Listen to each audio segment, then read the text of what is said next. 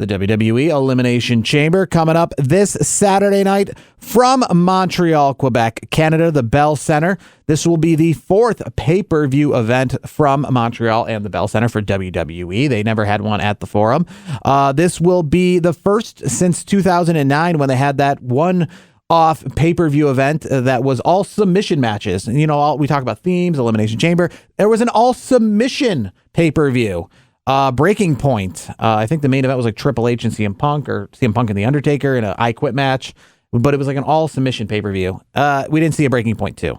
And this is the second time, 20 years actually to the month, that Montreal has had a February pay-per-view, the last on the road to WrestleMania. This is obviously on the road to WrestleMania 39, the last pay-per-view before then, the last one 2003, the final stop on the road to WrestleMania 19. That saw Rock and Hogan 2 and the return of Stone Cold against Eric Bischoff. That was from the Bell Center. And then obviously the first payper-view from the Bell Center of these four, the Montreal Screwjob Survivor Series 1990. Of course. How can anyone forget? How could anyone forget the most synonymous pay-per-view with this arena? This will be the 13th pay-per-view under the Elimination Chamber banner. This will be the 15th pay-per-view to be held in the month of February, where Elimination Chamber is prominently featured. Two before the Elimination Chamber debuted in 2010 as a pay-per-view were 08 and 09 No Way Outs before they just branded this pay-per-view Elimination Chamber. But not all of these events have been consecutive, meaning that Elimination Chamber did debut as a standalone pay-per-view in 2010. And one weird kind of feature that, you know, we've talked about this before when it comes to our memories. Things that are important stick in your memory. You'll remember, I don't know, the Super Bowl or the NBA Finals from, when you were a kid more vividly than you'll be able to recall it from 3 or 4 years ago. And it's crazy to think in the WWE Network streaming age, because obviously I have seen every pay-per-view for sure in that era, let alone the ones before that, that things could fall through the cracks and be like, I don't remember this. But in 2015... there was an Elimination Chamber pay-per-view. I'm going to bring it up exactly. So we have the 2023 one in front of us, but the stats in front of me. So in 2014, there was a Elimination Chamber pay-per-view in the February time slot like we're used to.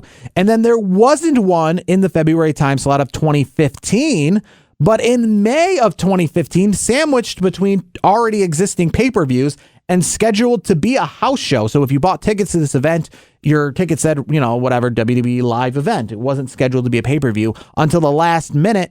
About 2 weeks in advance, they announced that Elimination Chamber 2015 would take place at the end of May. There was an early May pay-per-view, and then there was a middle June pay-per-view. So literally 2 weeks from that pay-per-view and 2 weeks before the next pay-per-view. Odd timing. They sandwiched in an Elimination Chamber that was supposed to be a house show. And what really kind of beats home that it was going to be a house show was it took place from Corpus Christi, Texas. Now, I was actually recently in Corpus Christi, Texas, and I saw the American Bank Center, but that is a house show market.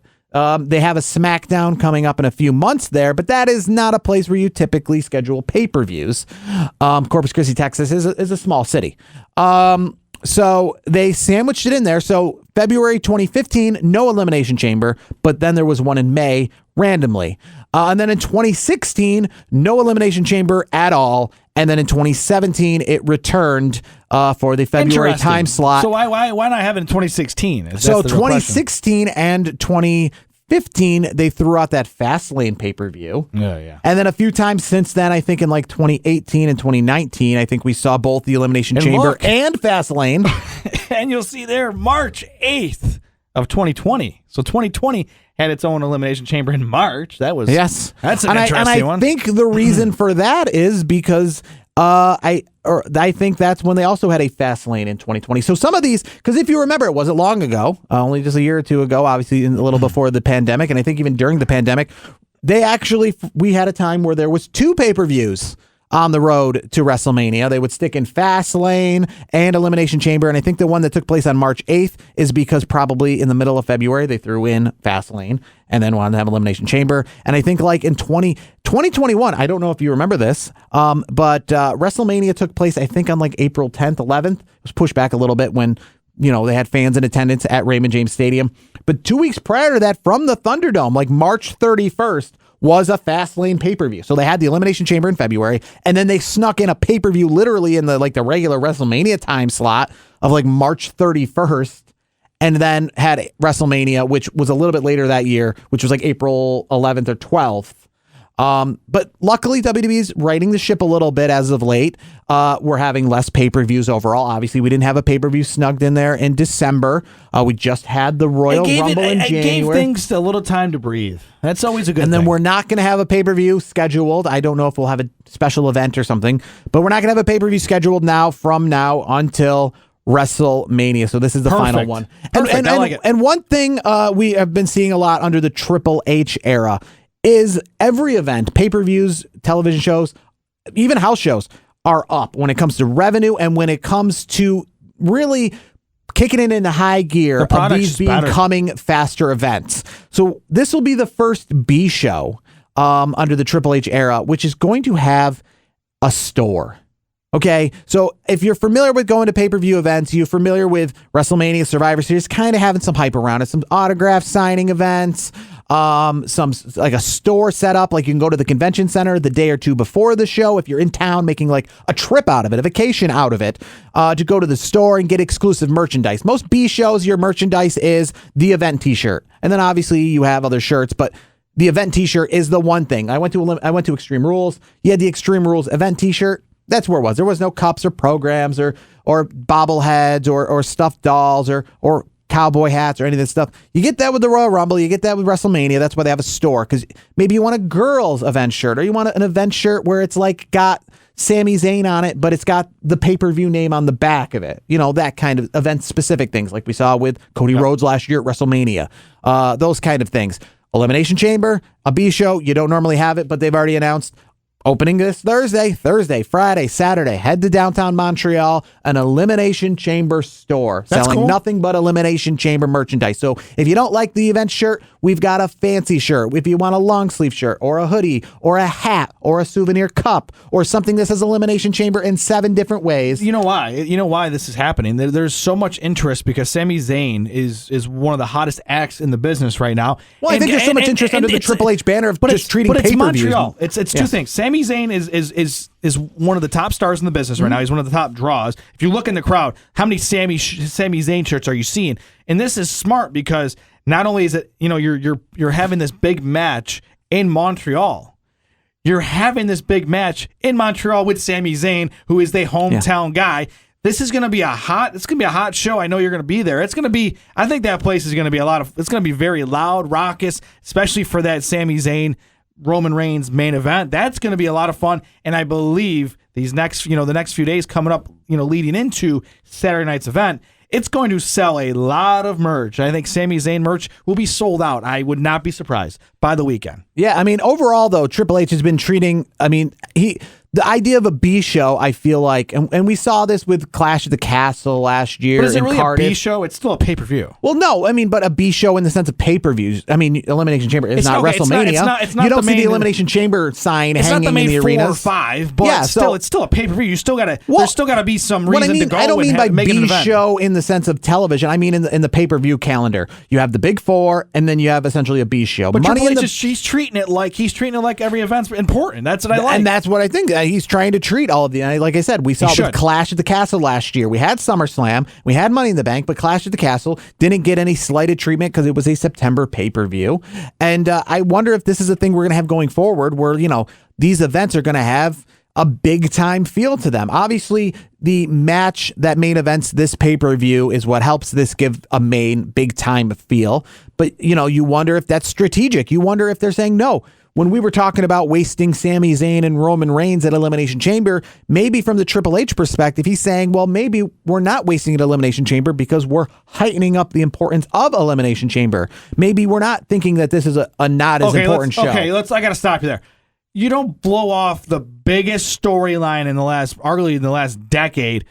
No offense to Elimination Chamber. I know it defeats the point. But you don't blow that off at anything but WrestleMania.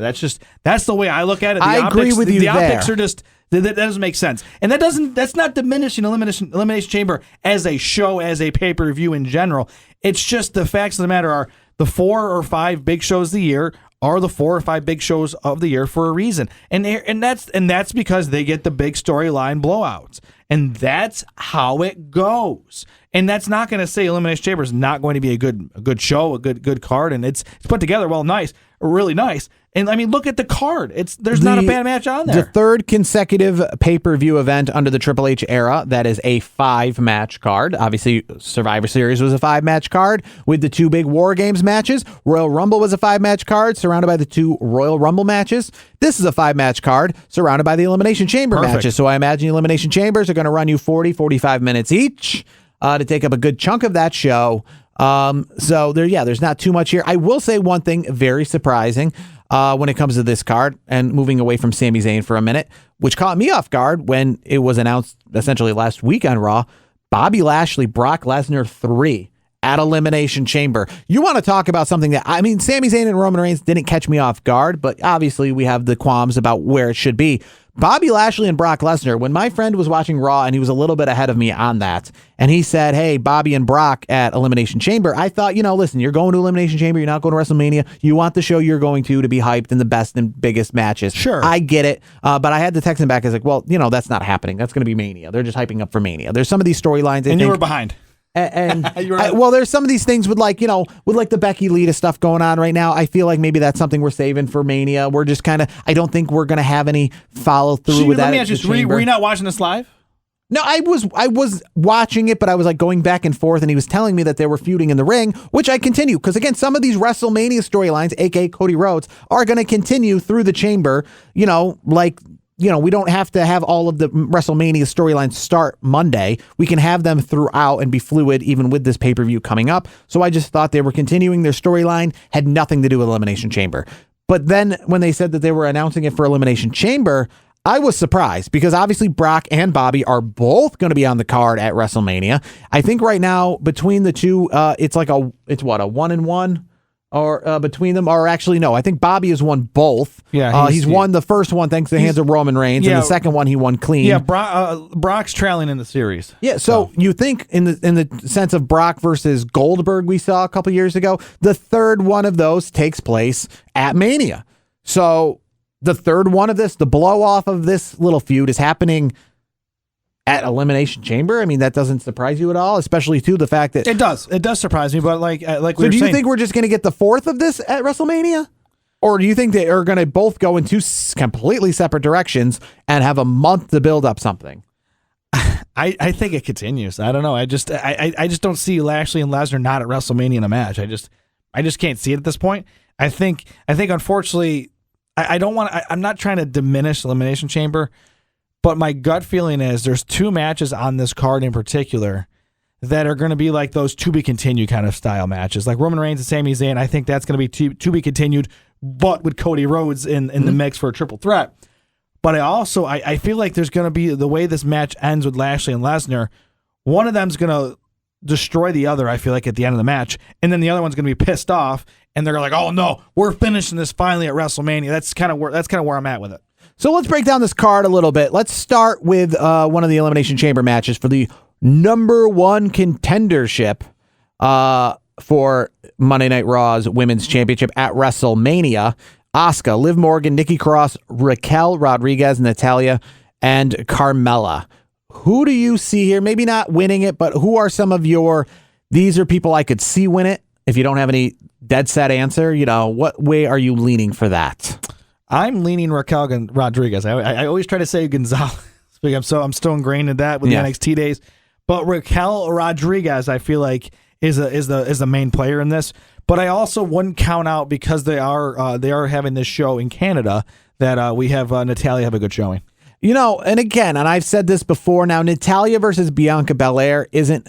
I'm all for Natalya being at WrestleMania or SummerSlam or like in a big women's match, but I think, because you haven't done it for so long and you've kind of wasted all those opportunities you had with Natalya, making her essentially, a B+ player, as the authorities say about Daniel Bryan, and not really, because she's been there like 15 years plus in WWE. She's been there a long time, and she's the longest consistent, constant. Yeah, and the first women's main event of WrestleMania didn't involve her. The second one didn't involve her. To me, like how I look at her is she's she's always been, if you want to equate it to anybody, she's kind of like one of those wrestlers that is just really good at putting others over because of how good she is. It doesn't. I think one thing you can use with her when you talk hype machine and when you talk promotion and when you talk interest, forget the actual match. I don't know if it'll be good. Probably not. Maybe, right? But Natalya versus Charlotte, Hart versus Flair. That's what the poster should read.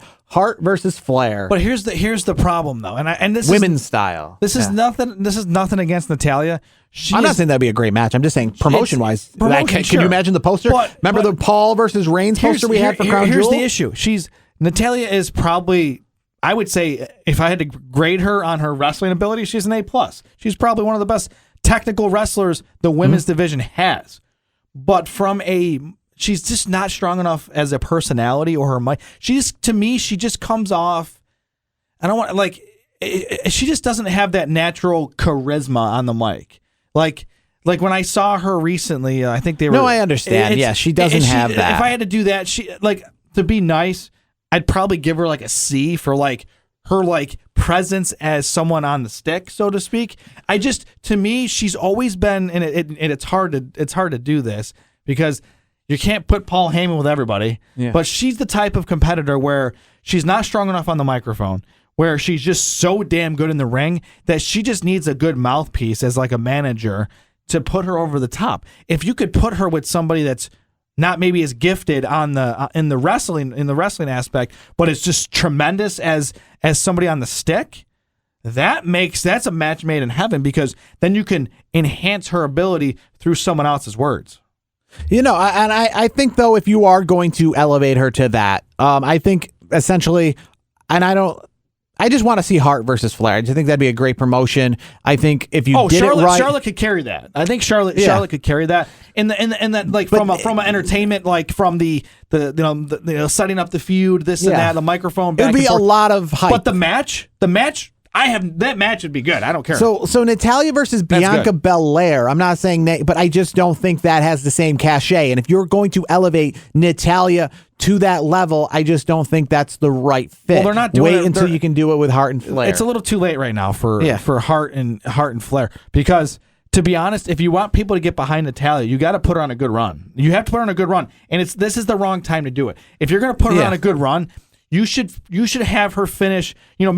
Maybe she starts catching fire, at SummerSlam, and build her up and have a good run, or even in the fall, even it doesn't have to be Survivor Series. They have done nothing with her for so long that they can't just propel her to the top. It would have to be very organic. You got to build it. You have to build it. SummerSlam ideal where she has a good match, a good showing, and then just putting on banger after banger after banger, and using her for what she is, and that's a hell of a wrestler, and build her up. The fans get behind her. It's not going to be the Daniel Bryan get behind situation, but if you can get people to believe that she could beat Charlotte Flair, you string her along for a good few months with great matches, great build, and then as she gets into WrestleMania season, people are like, "Oh shoot, she can go, I believe she can beat Bianca or she can beat Charlotte." And go from there. That's the issue with Natalya. To me, I feel like Natalya at this point, she's being utilized incorrectly. She's too talented to be used essentially filler. She's filler in these matches, these 5 or 6 women matches. We're like, okay, we know she's going to do good spots. She's going to make everybody look good. But okay, you can check her off as somebody that's going to have a good showing, like I mentioned, especially in Canada, but she's not going to win the match. If she wins this match this weekend, I will be supremely surprised. I think it comes down to Raquel, Asuka, and Liv. I think Asuka and Liv. One thing we're used to seeing when it comes to these pay-per-views right before Mania is you take the one who won the Royal Rumble and they get the shot at Mania, and then you take essentially the runner-ups and give them, like we saw with Batista and John Cena back in the day. It ended up being Batista winning the Royal Rumble. John Cena, well, he got his number 1 contendership for the other championship, things like that. So Asuka and Liv Morgan were the runners-up for the Royal Rumble, so I imagine that they're going to have a good showing, and I'm picking probably Asuka or Liv Morgan, one of those two, to then be going for the Raw Women's Championship. One other little thing I want to say, and it's, I don't know if you've noticed, but we're getting very fluid here with the TV shows. With Liv Morgan, who's a SmackDown competitor, and Raquel Rodriguez, who's a SmackDown competitor, in this Elimination Chamber for the Raw Women's Championship. Like I said, we're getting very fluid with who's on what show here. And you could probably even say the same thing for the next match, and that's the U.S. Championship, which is a Raw-specific championship normally. But we've got a little SmackDown and Raw mixed in here as well. Austin Theory is the current champion. He's going to be taking on Seth freaking Rollins, Johnny Gargano, Bronson Reed, Damian Priest, and Montez Ford. Not really. I mean, everybody on there's Raw. But I mean, the qualifying matches that we saw, though, one of them took place on SmackDown. Yes, but at the end of it, if you list those names, they're all Raw brand. Mm-hmm. So, but I get it. No, the qualifying matches, yes. That is kind of weird. So is that signaling that we're going to get a Raw or brand split eventually? Like, are we going to do that eventually? I just feel like they just want to make sure that they have some of their bigger hyped names on the show, regardless of what. Kind of cross branded. Personally, I mean, I think they could have done this, but like if they had obviously Gunther's going to be defending the Intercontinental Championship in Montreal, but it'll be on SmackDown this Friday night. And I think that could have replaced, if we wanted to save Bobby and Brock for Mania, which easily you could, that could have replaced that, and then you would have had the SmackDown representation there in the IC title. But I don't think it's Madcap Moss. He won the number one contendership. He's going to face Gunther. That's one of those other ones where like I wasn't expecting that to happen. I wasn't expecting Montez Ford essentially to be there. I wasn't expecting Carmella to be to see in the women's match. We have like these people we expected, and then these here's the wild cards at the end. Madcap is just not, to me. I feel like they haven't built him up long enough to get behind him to the point where you're like, oh yeah, he can definitely win the match. And that's nothing against Madcap. It's just like I feel like he's done well enough in what he's been given. I just think it's just in a different sense. It's like Natalya, where it's like, how can you get the audience behind somebody when you haven't given them sustainable victories over quality opponents for a long time? You have them lose to everybody, and then you all of a sudden shoot them into a big match. That's and you're like, why didn't you have them beat those people then if you wanted me to think they were credible? So because he's good. I think he's good. When it comes to the U.S. title, who do you see leaving with the U.S. title? Is it Austin Theory? Yeah, it's Austin Theory. No question about it. Obviously, we know Seth freaking Rollins. He's probably going to do the thing with Logan Paul at Mania. Who knows? Maybe he'll be the U.S. champion doing the thing with Logan Paul. No, it's Austin Theory. Nobody else is going to win this match. One match, the other good spots. Another big match on the show. Only 5 matches. Edge and Beth Phoenix doing kind of what they did at last year's Royal Rumble and what I expected to happen at this year's Royal Rumble. But I guess Royal Rumble is a full card, so they pushed it to Elimination Chamber, and that's doing one of these mixed gender tag team matches. Obviously, Rhea Ripley's got her spot at Mania secure, so she's going to be teaming with Finn Balor against Edge and Beth Phoenix. Last year, Edge and Beth Phoenix took on Miz and Maurice at the Royal Rumble in a similar match. I did enjoy the Valentine's Day thing we saw this week, if you saw it on YouTube or wherever, with Dominic Mysterio and Mommy Rhea Ripley at a restaurant. And it's funny, one thing you can take away. So the restaurant, I did actually find out what restaurant that they did this whole segment at. It was a restaurant that's like attached to the Barclays Center. And the only reason I found this out is because some independent wrestlers from like Pennsylvania professional wrestling that I follow, they were the filler in the background, also having Valentine's Day dinner at the Crown Club. Very nice. And if you were to ever assume of how good that they did this kind of segment and how many of those people are essentially WWE staff, they did a segment where they showed the meeting, and then it said 3 hours later to fast forward to the end of the meal. Well, not just were they there 3 hours later, which is a very long time to eat, but everybody else around them was still there as well. So I guess everybody in this restaurant was having a good time. Was staying for a long. Nobody was different in the background at the table, behind them. And obviously, if you paid close attention, you're like, listen, everyone here's dressed up nice, but that guy looks like a wrestler. At one of the other tables. Yeah, you could always tell. I did like the Dominic Mysterio talking about he knows fine wine because while he was in the clink, he had to make some wine in the toilet. The old-fashioned way. Yeah. But I think this leads to Edge versus Finn Balor. Back to Elimination Chamber. Edge versus Finn Balor, 1-on-1 at the next pay-per-view WrestleMania. Dude, you threw me off with Dominic talking about wine in the toilet. I just can't. I love that whole I'm talking about being locked up thing. I know it's so stupid, but it's hilarious. It's one of those things where it's like, how dumb it is, but you're still gonna laugh and enjoy it. Yeah. I mean, here's the thing. Who's winning, though? I think Edge and Beth Phoenix. I mean, yeah, Edge and Beth Phoenix, I think, are going to win. Or maybe maybe the Judgment Day. Maybe this sets up for something. But it's probably Edge and Beth Phoenix because of the fact that the Judgment Day essentially got the win in the match at Extreme Rules. I'm picking Edge and Beth Phoenix in retribution for what happened at Extreme Rules, which essentially put Edge and Beth Phoenix away for a little while. That's exactly why I'm going with. But I don't think Edge and Beth Phoenix in the Judgment Day, I don't think this is all done with. I think we're going to start seeing some singles matches out of this. Now, we obviously have to talk about Roman Reigns and Sami Zayn. I mean, if we haven't already, how do you see this going down? Sami Zayn, we talked about what do you do with Sami Zayn, and clearly WWE is listening because they hinted at the idea of this being maybe more than just one-on-one at WrestleMania. And we had Cody and Sami do a little promo this week on Monday Night Raw. And, things are going to get interesting. But one thing I guess I want to add really quickly, SmackDown and Elimination Chamber.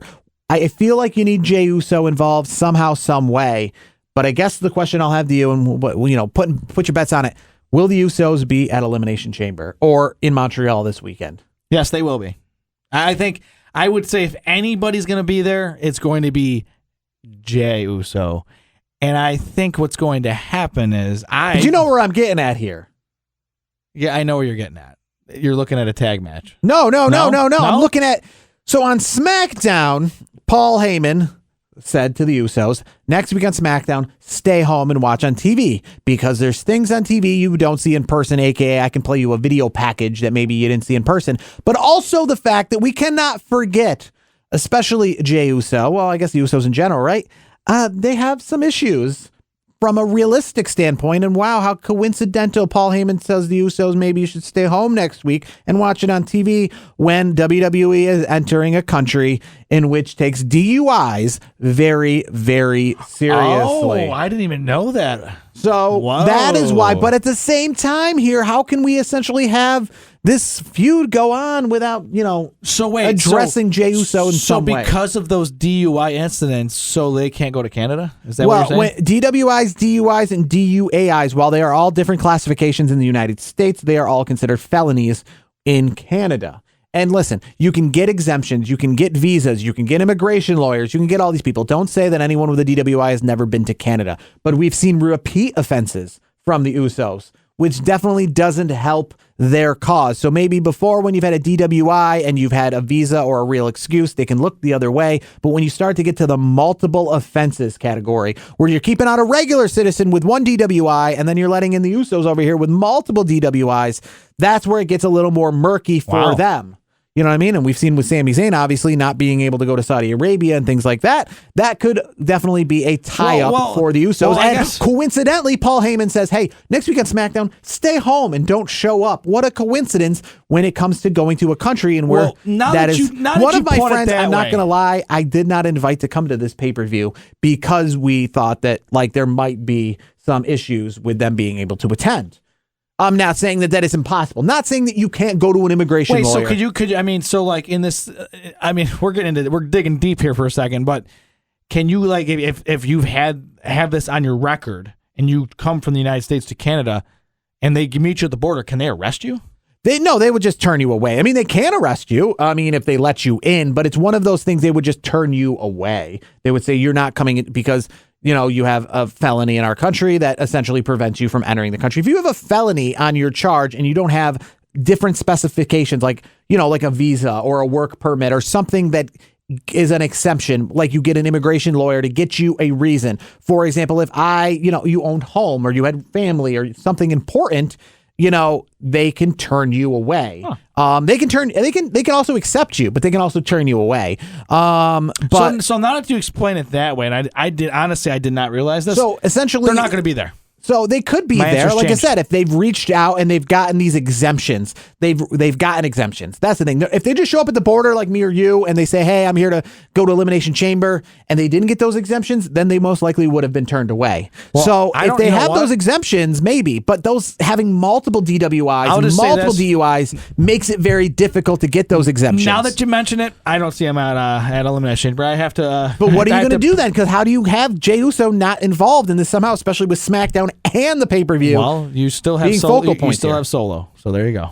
Solo's going solo. So getting back to just Roman and Sammy, how do you see this playing out? How do you see this going forward? How do you see them essentially making this a triple threat or not making it a triple threat? Where do you see the result of this particular match being? Roman Reigns wins in such a dirty way, and Sami Zayn looks really good in the match and just got done completely wrong, where they're going to add him to the triple threat match at WrestleMania. So Roman Reigns will win. So what you're saying is at this pay-per-view event specifically, we won't know for sure that it's going to be a triple threat. We're just going to leave the event with knowing that Roman Reigns is still champion and Sami Zayn is not. Yes. Making it a triple threat will be, up to Adam Pearce later going on, forward. Yes. Well, but we won't see anything specific or whatever. They can just announce it. They can just announce it. But so going forward, we might know on the road to WrestleMania, but leaving Elimination Chamber, Roman Reigns leaves as champion, whether it's by disqualification or winning the match. He leaves as champion. Sami Zayn essentially is the loser of this event. So do you want to go over our moments? You got some Elimination Chamber moments I see pulled out here. Because again, this will be, at this pay-per-view, the 31st and 32nd overall Elimination Chamber matches in WWE history. The first time the Elimination Chamber has been in the country of Canada. Second time internationally, because last year we saw Elimination Chamber from Saudi Arabia. And I will say one little kind of takeaway quickly, because Royal Rumble this year, and to the eagle-eyed viewers at home, you might not have noticed, but I noticed these things. My one kind of gripe here, WrestleMania, every year you get that cool, unique logo for WrestleMania. Last year, SummerSlam had a Nashville-themed SummerSlam logo, those kinds of things. But with like a pay-per-view like Royal Rumble, we literally saw, no lie, if you watch the open to Royal Rumble, I'm talking the part where it says WWE and Cricket and DoorDash present Royal Rumble. That video package right there was identical, same sponsors and everything as the 2022 version. So the 2022 and the 2023 Royal Rumbles, identical. Logos, identical. Where I'm getting at here is I will give WWE slight credit here with the Elimination Chamber logo. Last year, they put it in the Saudi colors, to obviously honor being Saudi Arabia. The promotions leading up to this have been very, if you've seen the commercials, the icy, the snow. Montreal is a very cold, dark place, especially in the wintertime. So having the blue as the colors for Elimination Chamber and having the promotion for this being icy and cold and dark, kind of ties into Montreal, which I'll give WWE credit to kind of give this somewhat of a unique theme in that sense. But Elimination Chamber overall has had 31 and 32 matches after this weekend, so a lot of Elimination Chambers, and I see you got some of the original ones there that weren't tied to pay-per-views named Elimination Chamber. No, I don't. And I'm going to start with it. I'm going to start with the original. I'm going to start with Survivor Series 2002. That was the match that started it all. And Shawn Michaels had his great moment after he won the world title in his return that year. So that was a great match. Some of the names in this match I think you're familiar with: Rob Van Dam, Triple H, Chris Jericho, Booker T, Kane, and Shawn Michaels. It was just, to me, it was just Eric Bischoff's creation. Great match. You can't ever fault him, I guess. And then really quick, I gotta give him that credit. I want to throw another. I got two more here really quick. SummerSlam 2003. Triple H wins the match. It's the World Heavyweight Championship. Participants: Chris Jericho, Shawn Michaels, Randy Orton, Kevin Nash, Triple H, and Goldberg. That was an interesting match. Goldberg just kind of destroyed everybody in that match. I remember that. And then No Way Out 2008. So it was considered the Raw Chamber, I believe. The first elimination, the first of the pay-per-views, essentially, to start this roll of February being Elimination Chamber Triple pay-per-view. H won that one as well. So there's a common theme here. There's actually a common theme after Triple H won that one at SummerSlam against Goldberg that he had no business doing. I think he was injured, but he just didn't want to go over agaget Goldberg. No, he wasn't going over. But here's the 08 chamber that I have. Jericho, Michaels, Umaga, the late great Umaga, JBL, Triple H, and Jeff Hardy. So and I don't have them in any order. These are just three that I remember. 2008 Raw Chamber, Survivor Series 2002, and SummerSlam 03. Now, fun fact about all three of these. There are three wrestlers that were in all three of these matches: Shawn Michaels, Triple H, and Y2J Chris Jericho. So I think there's a theme here, and I'm just going to say this. I really like those three wrestlers. I really like that era of wrestling.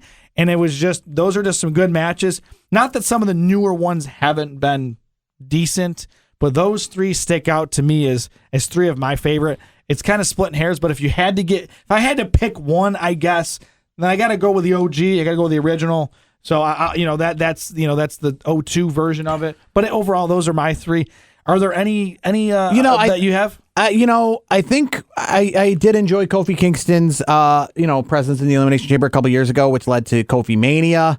I definitely won't say the Extreme Elimination Chamber from December to Dismember. I will definitely not add that one to the list. Great one.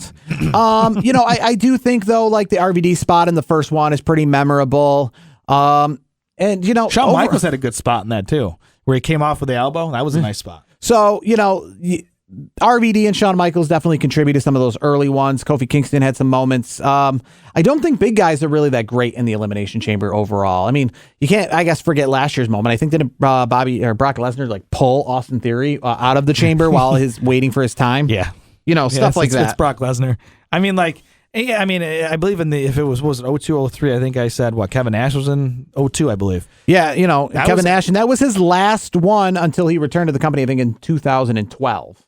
That was his last appearance in WWE. Yeah, it was kind of like his last hurrah. I mean, he was in the business a long time at that point. So Elimination Chamber this Saturday night from Montreal, Quebec, Canada. Here at Elimination Chamber, we will try to put out some videos and some stuff from Montreal this Saturday. Should be fun. I am going to have a good time in Montreal overall, hopefully. It's a fun city, especially if you know where to go and know what to see.